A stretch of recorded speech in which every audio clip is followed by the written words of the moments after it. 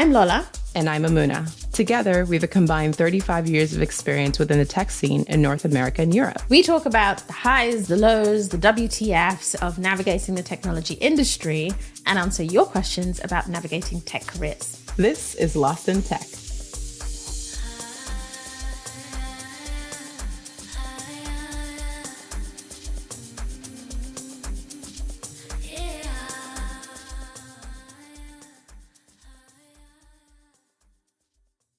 She used to be a VP at Meta, and they always commented on the fact that nobody ever saw Cheryl ruffled.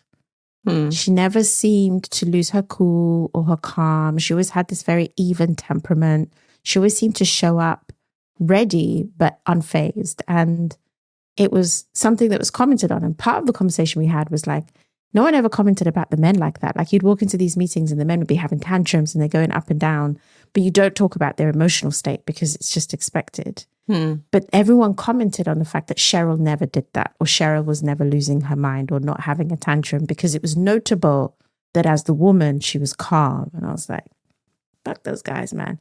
But yeah, on a week like this, I'm trying to be like, am I channeling Cheryl?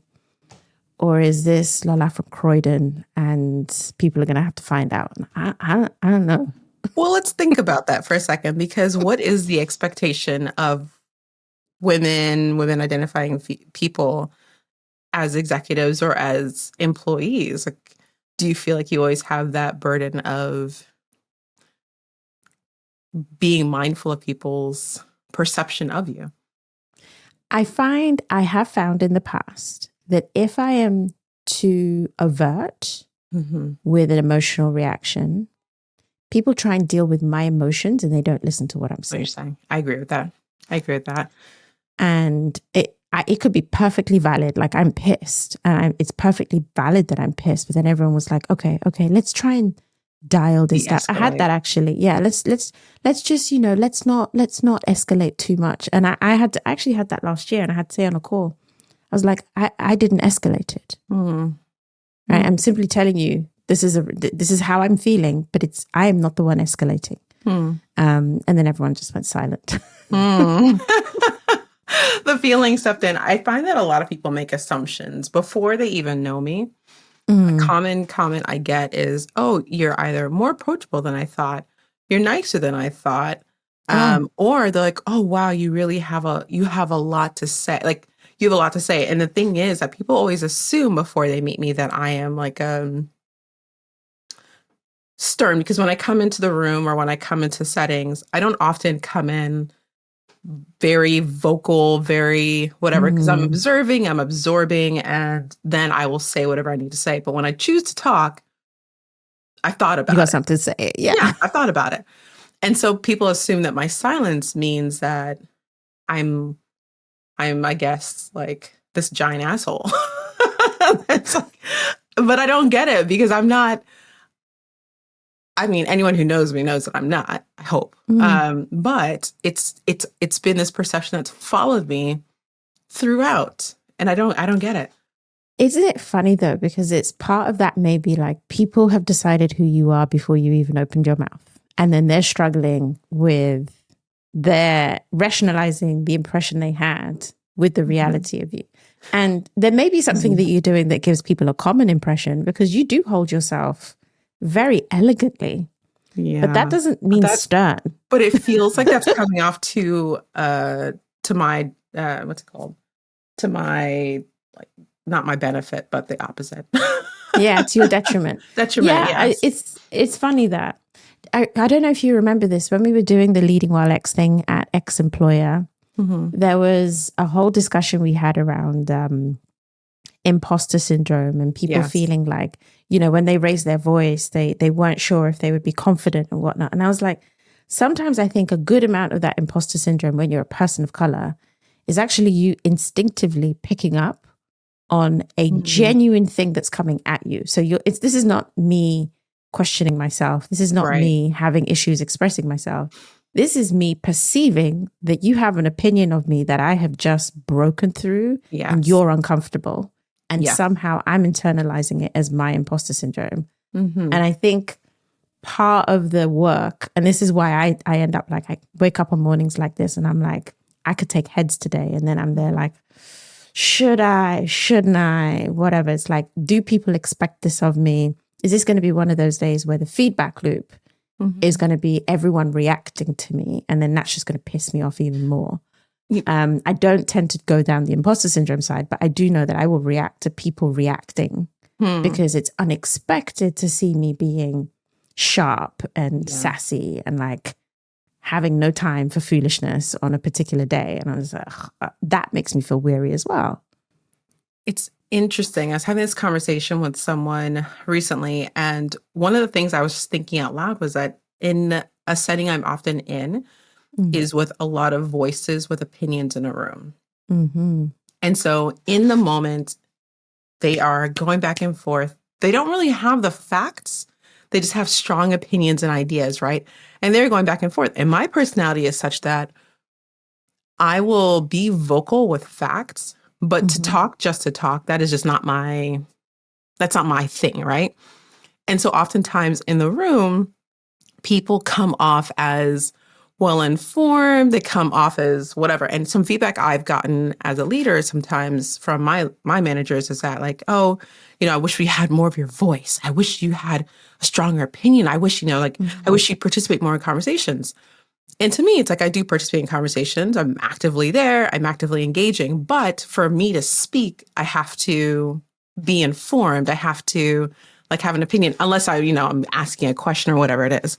But I was talking to this person who's a coach, and they were telling me, they were like, oh, maybe you need to learn how to lean into that a bit more because you're assuming that these people have like this is their natural state. But maybe they themselves are leaning into like an alternate path of themselves where they can also uncomfortably ask questions because they're molding to the room that they're in.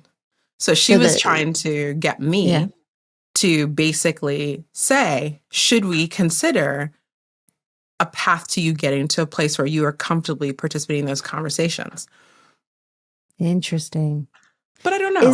Isn't it? So that means that they were saying that don't assume that the people in the room are also just like that. They may also be acting up. Yes, exactly. In the context of the room.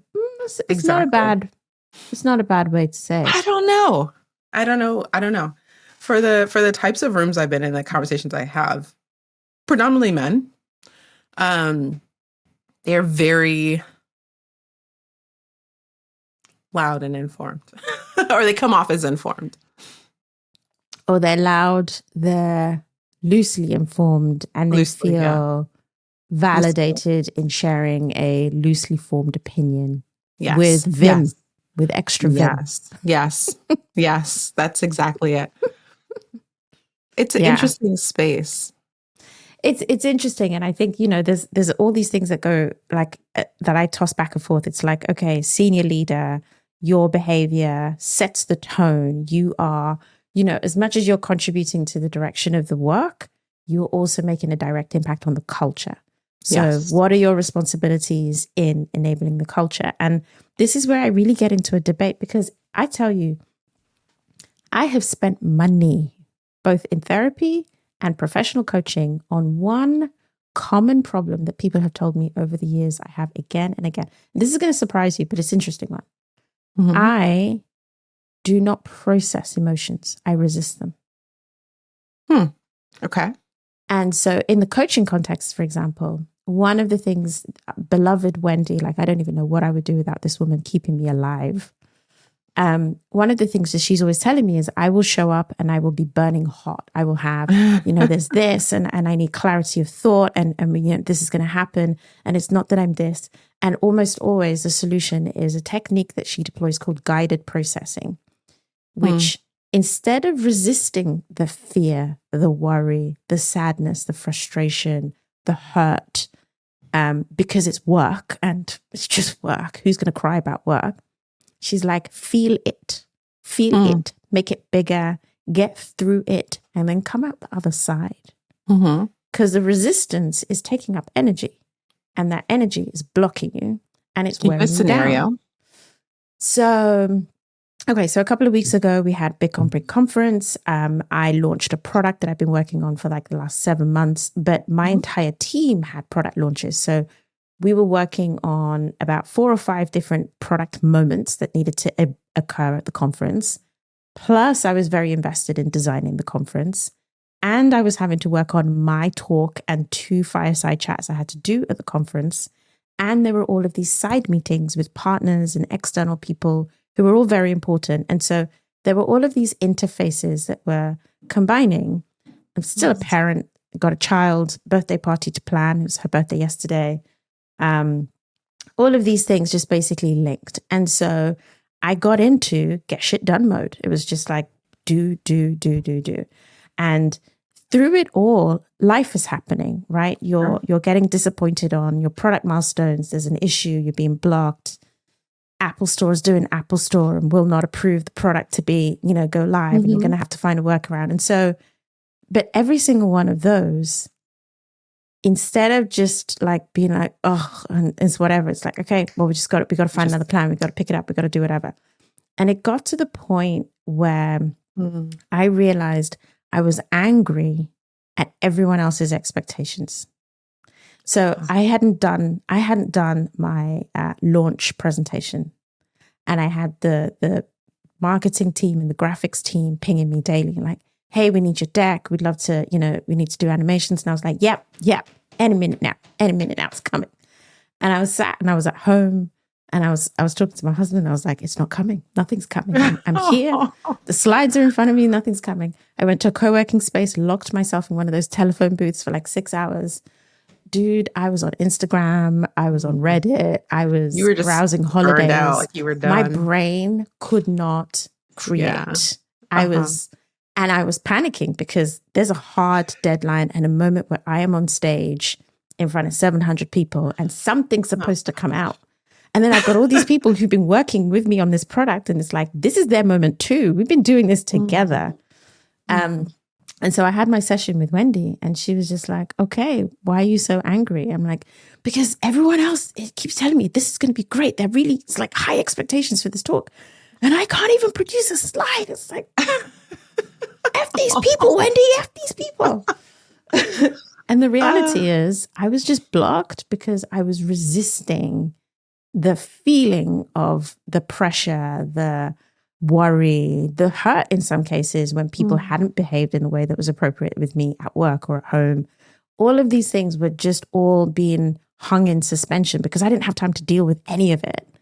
She was like, we're going to do that now. And we literally spent almost the entire hour just doing this guided processing technique where she's like, focus on how you feel, describe an emotion. And I struggle. I can't use emotion words. So you might say, I'm scared. I would probably say like, I'm concerned about the way in which this might be, executed. And she's like, that's not an emotion. So she's trying to separate your intellect and your emotion. You're right. So she like, describe the emotion. Now describe how that makes you, what you think about that. So she tries to separate, think about it, feel it, think about it, feel it. And as you're doing it, you're trying to amplify the feel. And of course, this is a session where the blubbering is real. Like there's nose dripping snot, like we are crying hard, like it is all coming out. And usually this is the 3rd time she's done it with me. By the end, I'm exhausted. But I have felt the feeling. I have allowed myself. And now I free. And she's pushed me and pushed me and pushed me to the point where we've just got to the actual feeling at the bottom of it, which in my case was fear of fucking up. Rightly so. I'm human. And yes, I'm accountable and I can handle it. But it was just this thing and like trying to keep everything in line. It's like, just feel the fear. Feel the fear. Feel the hurt. Feel the sadness. Then sleep. Be tired. And come through all of those things. And, by the next day, I did the deck in like about an hour. And, I refined it over the next couple of days, but it literally just came out. It came out. It was like I finally had gotten through the emotion. Yeah. And she and I talked about this, and she said a lot of people assume that the way you progress when you become more senior is through intellect. It's through clinical ways to approach your work. And she's like, I would say that the most successful business people and the most successful leaders are actually constantly working on emotional processing and emotional intuition for themselves and the people around them. And the ones that master that become much better at work and much healthier with handling the pressure of their seniority in their roles. And so I'm working on that version of professionalism, which is, again, where the tussle comes. Is like, I'm in a bad mood today. So am I letting that out? Is everyone going to see that? Yeah. Or am I going to have to do some private internal processing? I don't know. You're gonna process. I have faith in you.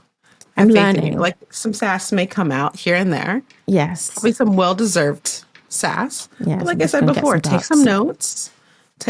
See where people are stepping past those boundaries. Yes. And let them know, like, hey, I see you. Today is not the day. I see you. Get one warning. I see you. Next, I'm coming for you. It's quite funny though, because I think the role of a coach is quite an interesting one. It certainly has been for me. A good coach. Because this is my 3rd year working with Wendy. And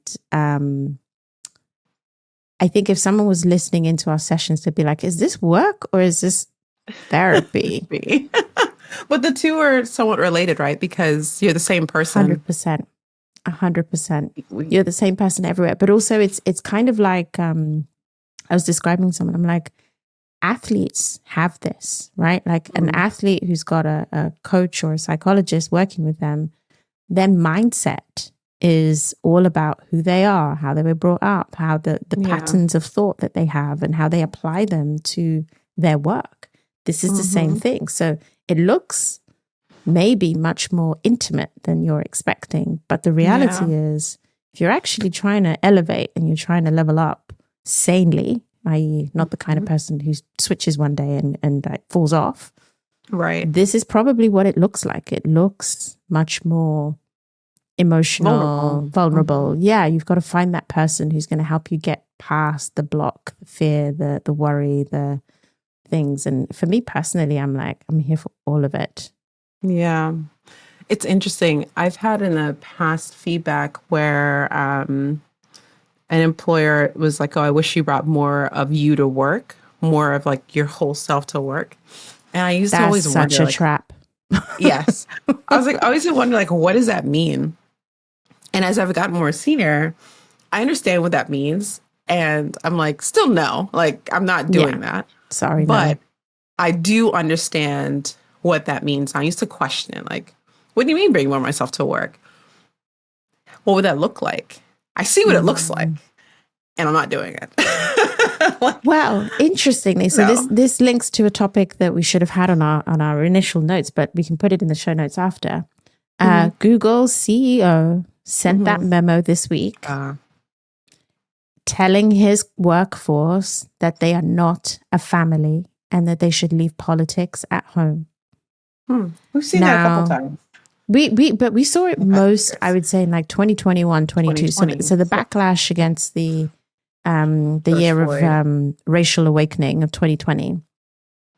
We saw a lot of companies doing this. Don't talk about politics. It was coded dog whistling of like, leave all of those DEI issues at home. But the interesting thing was, so there was a series of scenarios that happened. So last week, a group of Google employees locked themselves in an executive's office and refused to leave unless Google stopped supporting Israel. Yeah. Certain projects, right? And certain projects that Google was working on with the Israeli government. Should I be more specific? The Israeli government, not necessarily Israel and the people. And every single one of those employees was sacked. And there was a very famous tech exec who quote tweeted and said, when that story was put in the press, and he said, what creative resignation letters. And there was a huge amount of backlash against him because it was like, even if that's your personal opinion, you should probably put that on WhatsApp with your friends. Right. Because what it looks like right now is you're looking down your nose at people who stood up for their principles. And then this week, Sundar came out with this whole, we are not a family this is not the place for your personal opinions on politics and stuff. And I think this is part of that whole self trap, is workplaces can't handle people bringing their whole selves to work. And so the idea that anyone would ever give someone that feedback was always fuckery.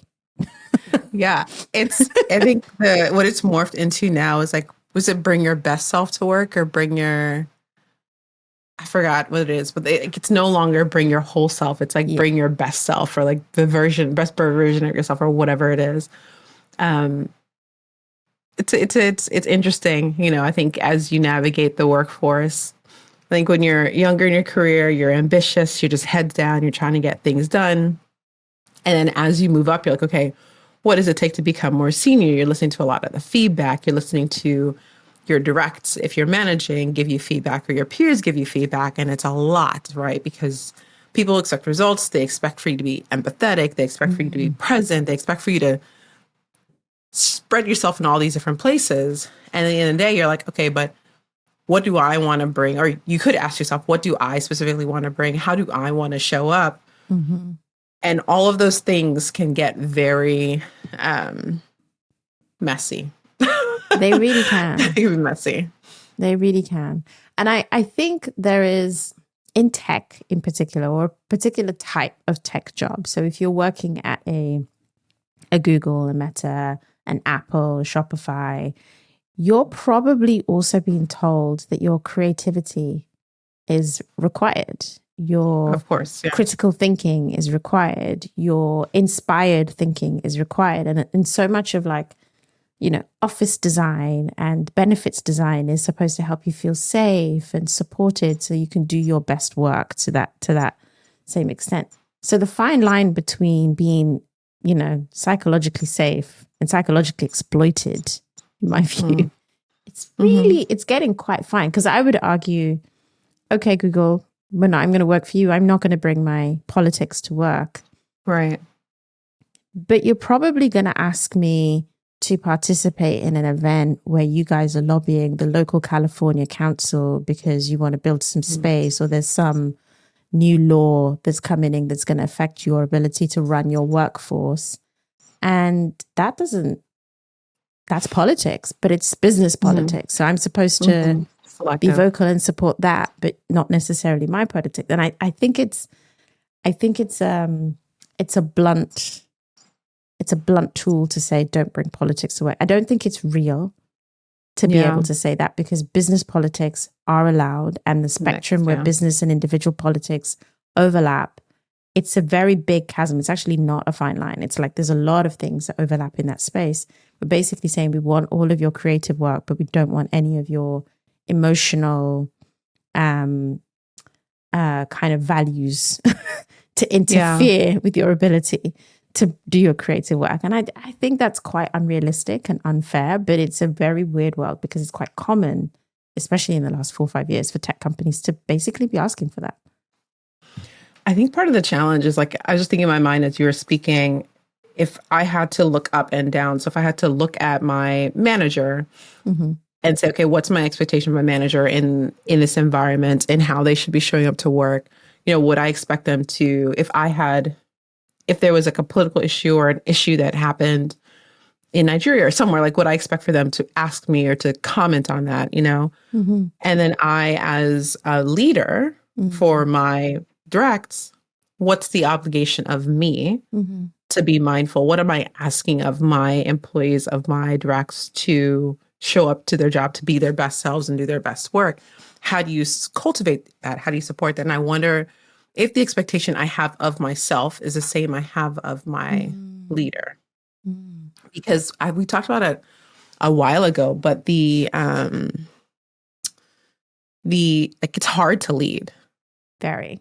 And we oftentimes forget that leaders are people. And like, there's a weird thing that happens, like, as a person gets hired, where you're like, oh, they're not the same as me. I look at them differently. My expectations of them are different.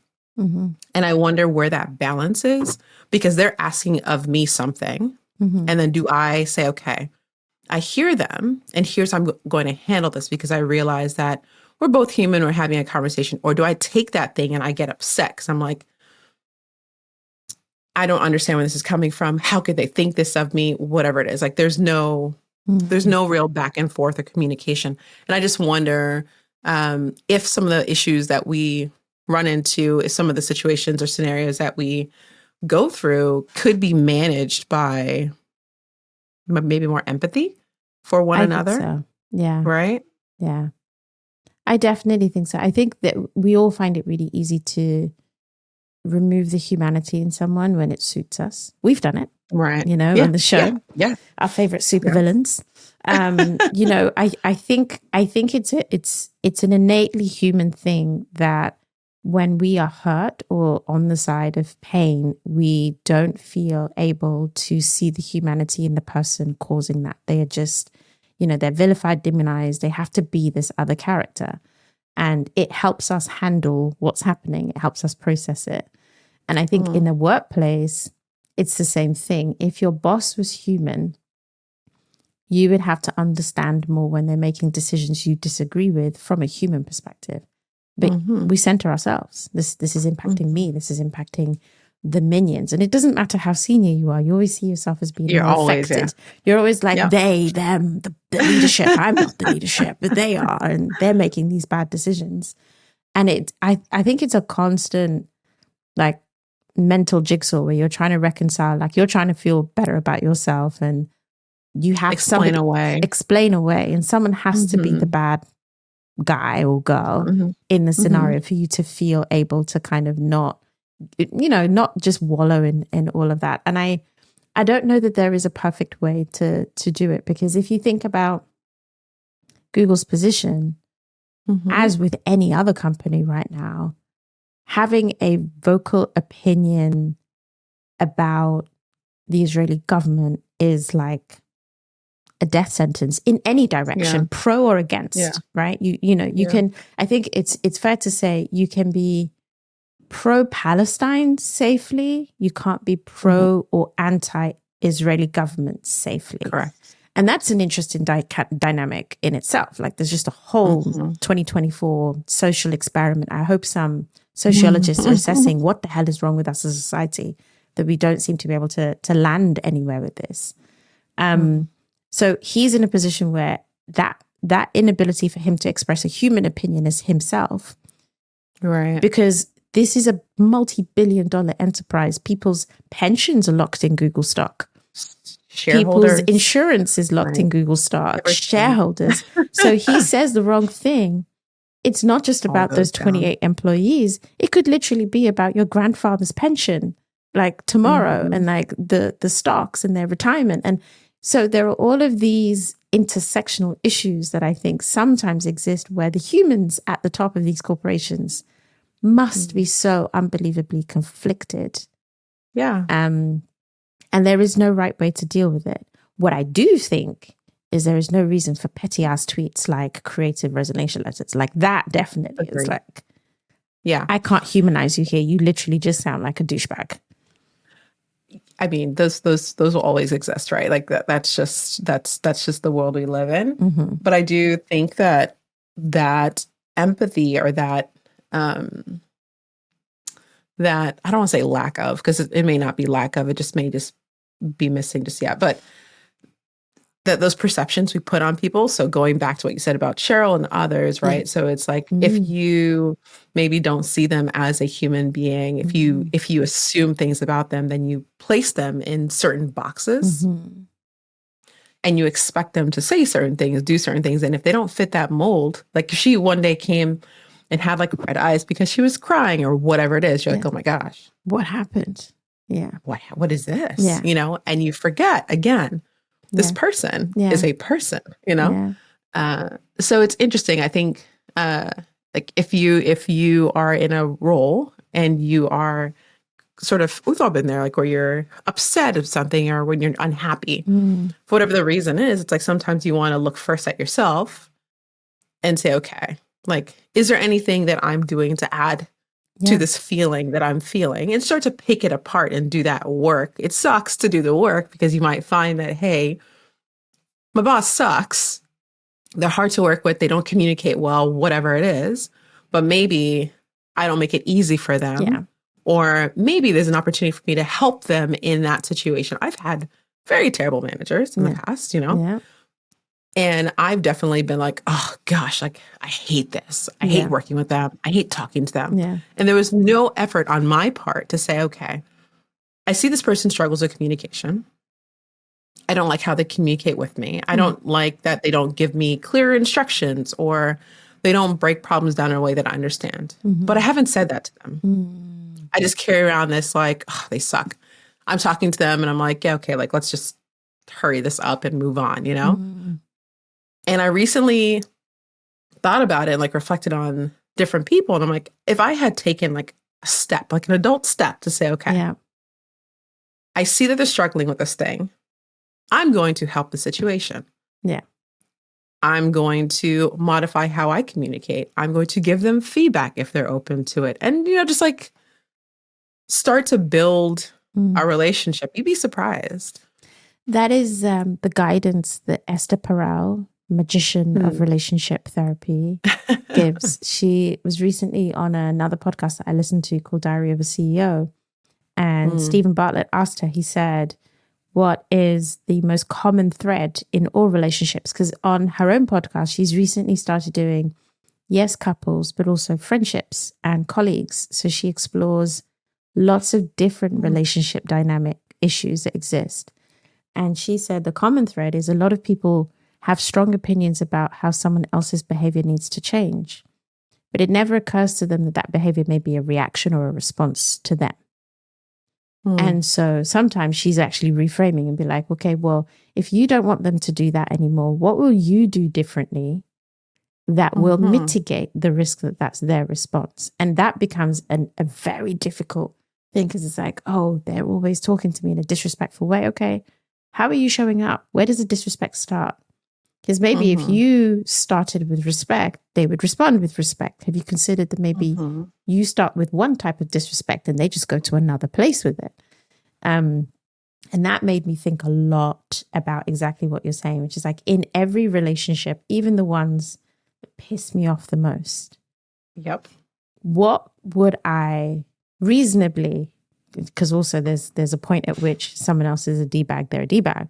Sure. What would I reasonably think about doing differently if I do need that person's behavior towards me to change? And it's definitely a thought process. It's hard to get there. Yeah. I've been doing that. And it's hard to, if you have demonized someone or if you have feelings about that person, it's hard to then say, okay, how am I going to be the bigger person here? Like, how am I going to take this? It's a growth exercise, I would say. It's a growth exercise, but I want to shout out another boss I used to have called Rebecca Simmons, one of the best bosses I've ever had, which if anyone worked with us at the time, they might not even realize that because she and I fought so much. We had a lot of arguments. But one of the things that she taught me, because we were in an agency, so you're always doing sales, you're always doing stuff, is she's like, whenever you come across somebody on the client side who's difficult, she's like, that's the person you pick and you decide that that person is going to love you. And you go all in on trying to understand what's happening for them. What problems do they have? How do they show up? How do they whatever? And I watched her do it over and over again. I learned how to do it myself. And when we were doing, we pivoted the agency at one point and we were kind of trying to teach our clients how to do product management properly. And, the role of the product owner in Scrum was there. We actually created an internal role where we would appoint someone on our team as a deputy product owner on behalf of the person who was most challenged on the client side, right? So it would be like, this person is clearly struggling to do their job well for whatever reason. So we're going to give them a shadow on our side whose job it is to make that person look good at work. If you need to do their decks for them, you do their decks for them. If you need to read their documents, be their best friends, take them for a drink, whatever. It worked so well. And it was painful sometimes because you know, you go to the first client meeting and you meet someone and you're like, oh, that person. But if you reframe it and you're like, okay, by the end of this period or whatever, that person is gonna love me. We're gonna be BFFs. I'm gonna go find out what's going on for them. It really changes the work dynamic that you have. And you don't have to compromise yourself to do this. Like if they're saying sexist, racist, misogynist stuff, you get the hell out of there. But a lot of the time, it's bravado, it's fear, it's transition risk, it's, you know, family stuff. It's fear. It's almost always something very, very human that if they, and all you have to do is ask them. And people will talk and they kind of just, you approach them differently and their demeanor changes and treat them as a human. You treat them as a human. And sometimes they don't change for everyone. They only change for for that one person, right? But that one person is now on the inside. They're now able to have a real discussion and get the real intel and bring it back to the team. And then we all show up differently. And, you know, everyone plays their role really well. But that lesson has stayed with me that you do, rather than just assuming this person is whatever and deciding that it's adversarial, it's actually, okay, they're going to become my best friend. I agree. I did this recently with a person and I'm actually very close to this person now.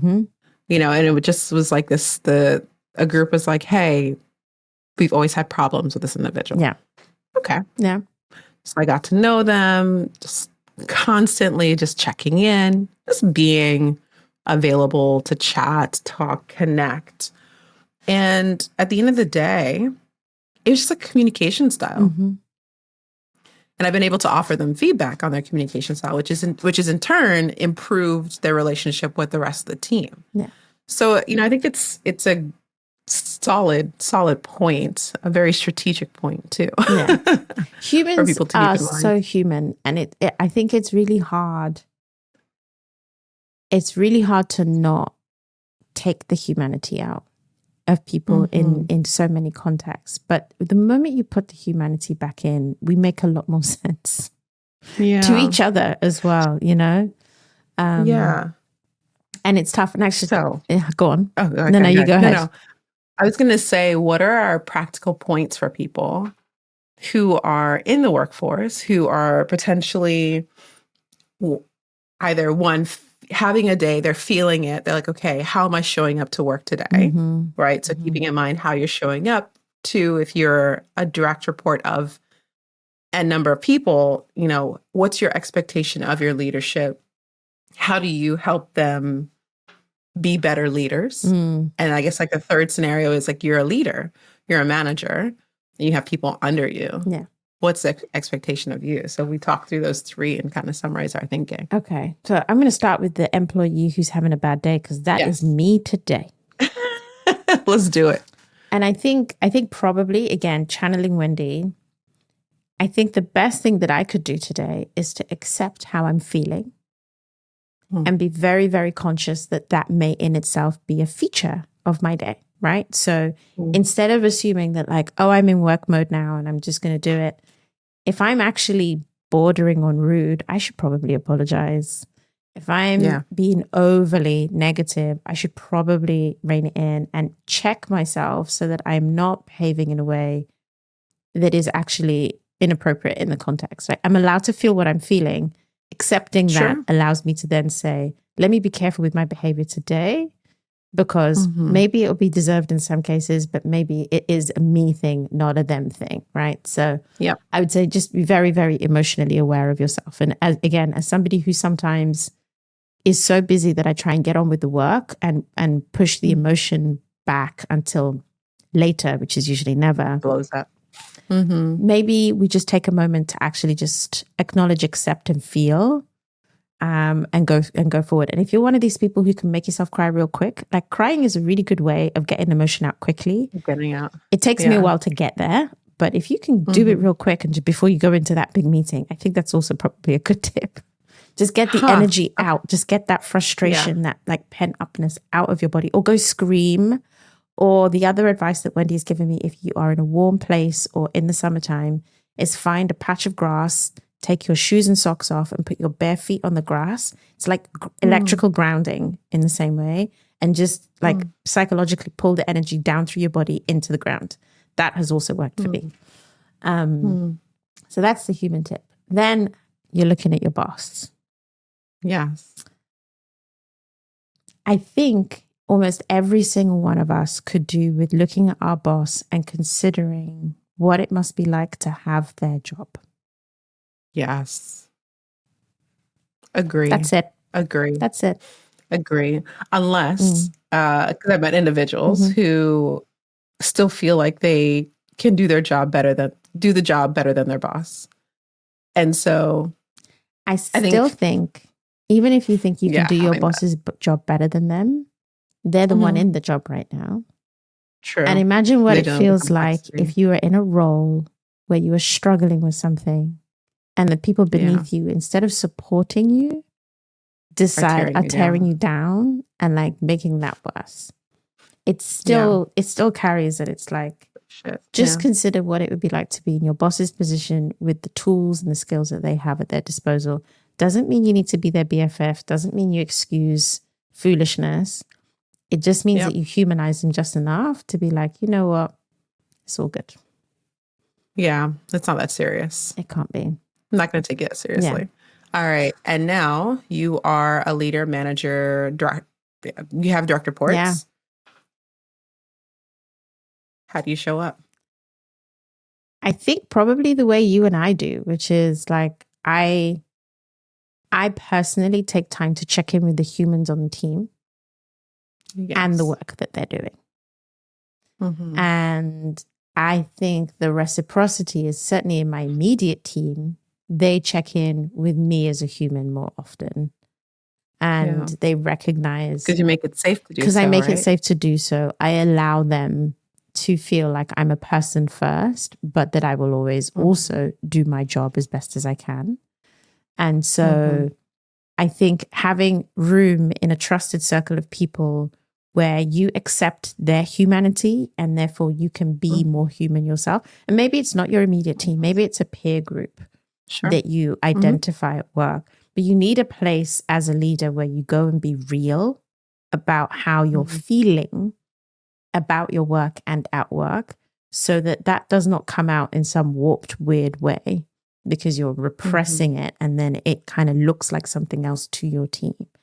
And I think healthy leaders do have humane elements to them. We can characterize their humanity better than those leaders who we think are very toxic and unhealthy, where we don't actually ever see any vulnerability, any introspection, any self-awareness.